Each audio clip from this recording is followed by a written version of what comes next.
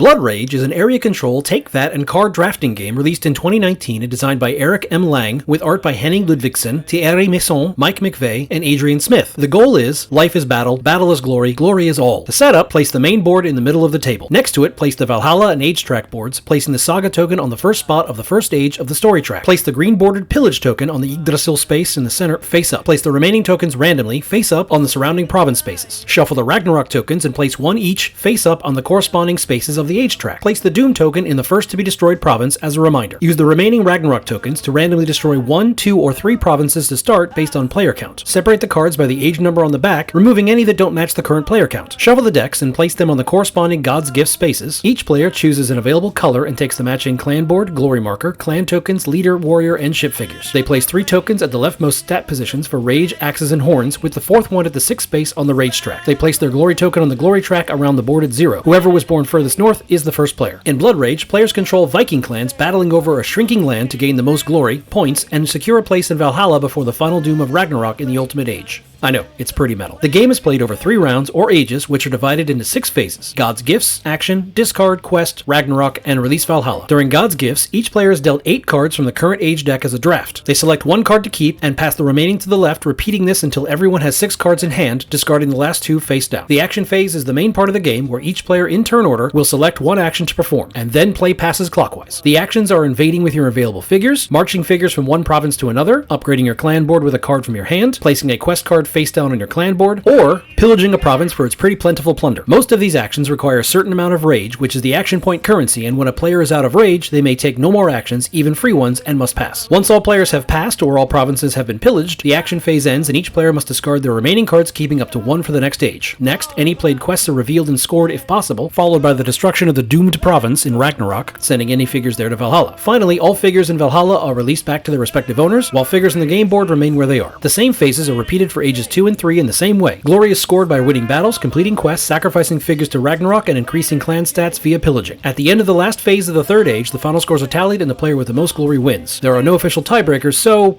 axe throwing? In 1970, Led Zeppelin sang "We Come from the Land of the Ice and Snow, from the Midnight Sun where the hot springs flow." They wrote the song following an inspiring performance in Reykjavik at the start of a tour. 4 lads from London singing about Vikings invading and claiming lands for themselves is probably a bit on the nose for the Grand Old Empire, but it is pretty catchy, much like this game. Cool segue, bro. At a glance, it's just a CMON crowd-funded miniatures extravaganza with very little depth and absurd price tags. There are too many examples to name. Upon deeper review, it is that, but the theme and quick playtime do some heavy lifting here. Am I going to run to the shelf to grab this box for every game night? Of course not. Then again, there is something to be said about slamming down that sea serpent mini into an already crowded fjord and taunting Ragnarok to hurry up already. To battle, to glorious death, and to Valhalla. I'm always game.